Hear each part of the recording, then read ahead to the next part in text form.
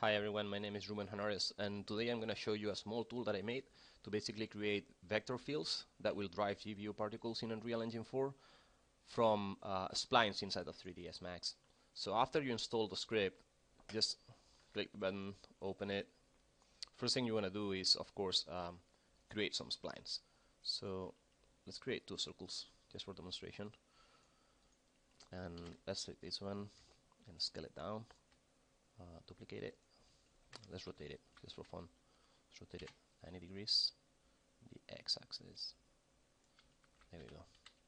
The tool works with editable splines, so you're gonna go ahead and right-click, convert it to editable spline, and they have all the shapes that you have to be part of the same spline. So just go ahead and attach this one to that one, and that's it.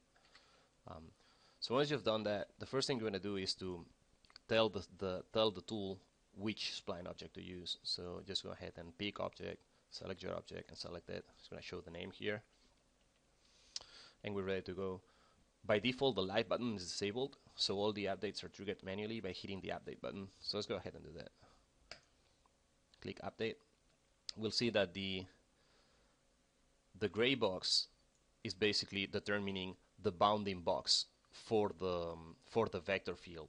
So we're gonna go ahead and scale it so that it roughly fits our shape on all three axes. So let's go to the left now and scale it. That should be good enough. Let's go to perspective and click update again. And we can see that basically these gray boxes represent intersections with the spline. Basically, the resolution is very low right now. The density is set to 4, so that's why it's not very accurate. Let's go ahead and increase it to 8 and update. We'll see that it's a lot more accurate now. You can turn on the live button, and it will update the grid automatically every time you do any action, like scaling, modifying the bounding box, changing the density, showing the voxels, hiding the voxels, or showing the vectors. It's just depending on the speed of your computer. For something like 4 and 8, should be fine. The red box, you see that right now is matching the one that we set, but if we go to the side view, we see that the red box is wider than what we've set. Basically what it does is it takes the white box and it says, okay, so what's the density that you want? 8. So it takes the longest side. In this case, it's this one or this one. They are equal. They are square, and it divides in 8 based on the density.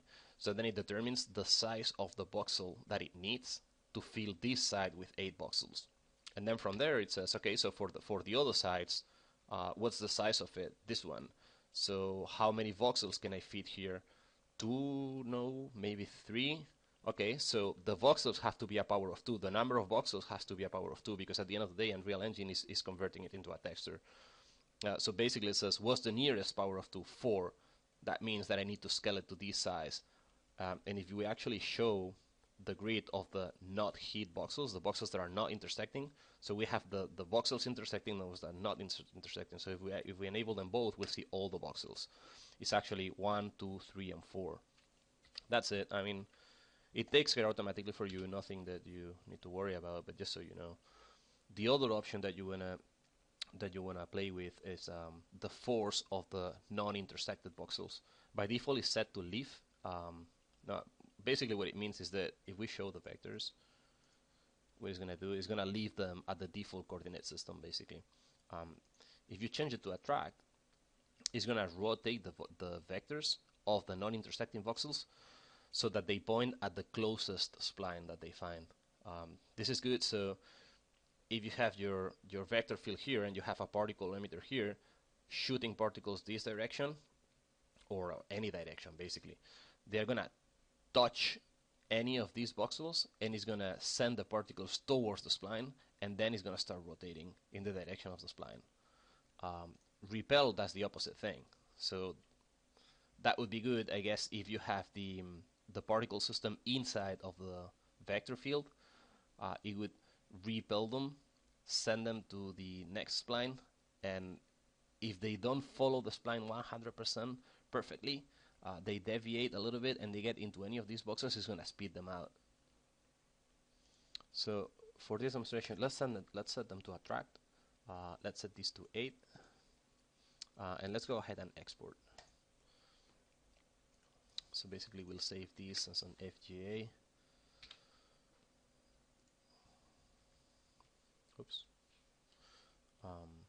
Let's go back to Unreal. So the first thing you want to do is to import the vector field we just exported. So let's go ahead and do that. Let's save. And I've already created a particle effect for this video. Just something very basic. It's basically, let me see, where's the axis? There we go.